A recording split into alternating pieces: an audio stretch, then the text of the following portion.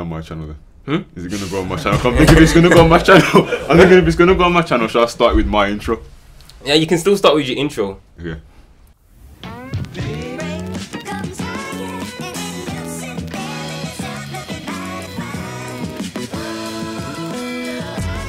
Hey, what's going on, guys? It's Adam here, and I'm here with Lovelace.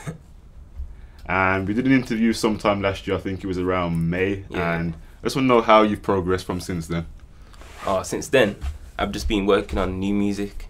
So last time we was talking about LOST. I put out 2 new projects since then, 96, and I put out this little EP that I did.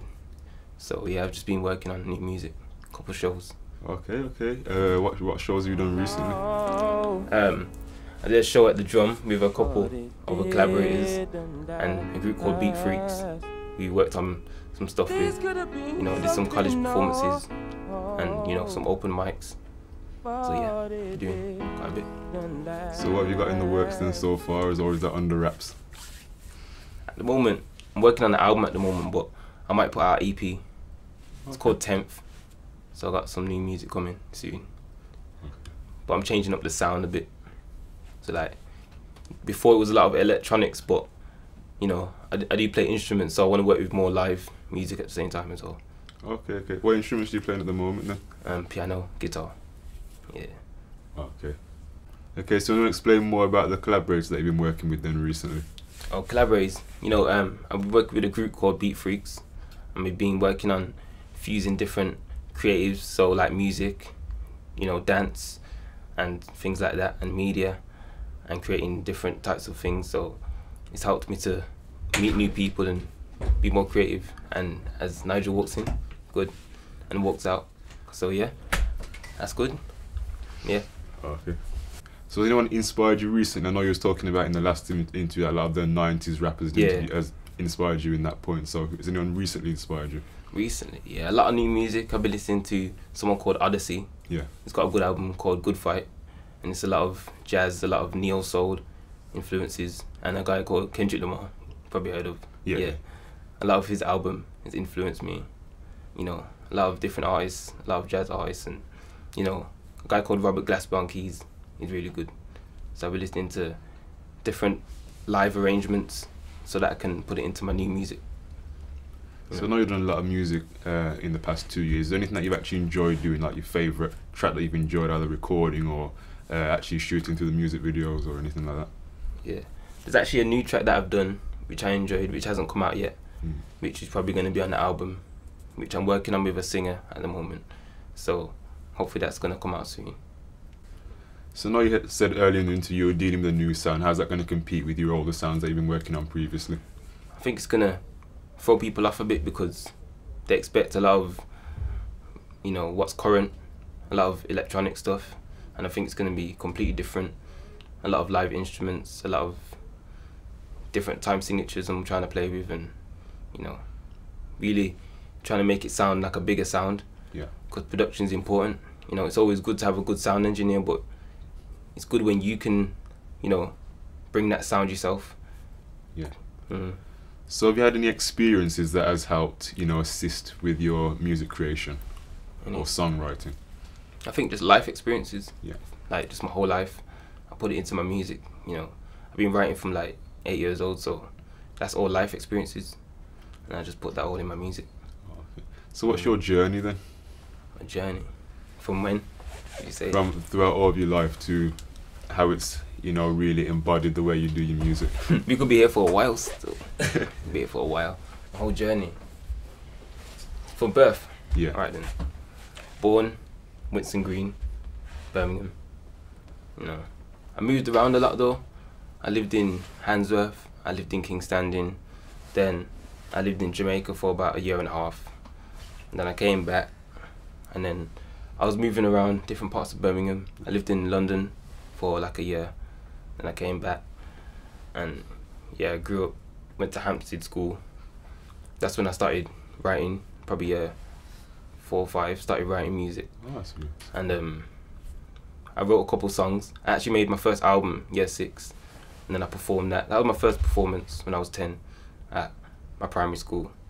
And then since then I've just been performing. But I did have a break after that when I went to secondary school because I was young and I was just rude, got into trouble. You know, I had anger management, but that didn't work out. And then got a bit older, and then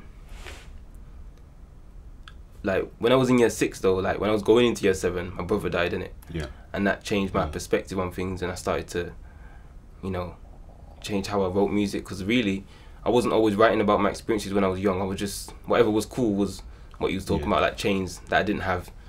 But then when I got older, probably year 11, it got more serious. Yeah. Yeah. So thinking that you actually have a purpose now to write your music. Mm. Do I feel like I have a purpose?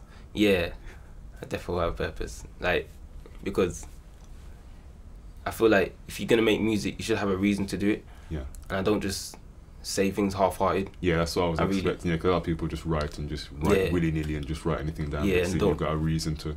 Yeah, and I don't really mean it. Yeah. So I like to feel it, because when I perform live, I want to feel like I'm giving everything. Yeah. So if I'm not saying anything, then it's not genuine. That's you know right. what I mean? Yeah. That's a fact. Yeah. So have you got any international prospects at all that you're hoping to do? Yeah.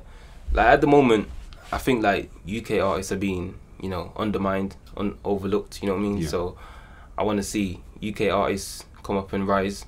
I want to work with people outside the UK, but I want to see people around me in my own country like prosper, because there's a lot of talent out here.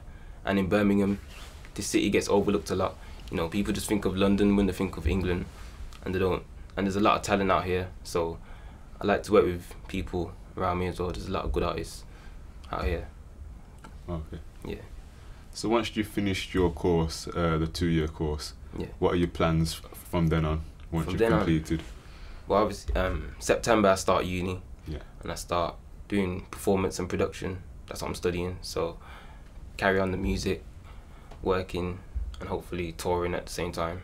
Hopefully my album's out by then, and then start touring and keep working, keep producing. I got my bass player in the room.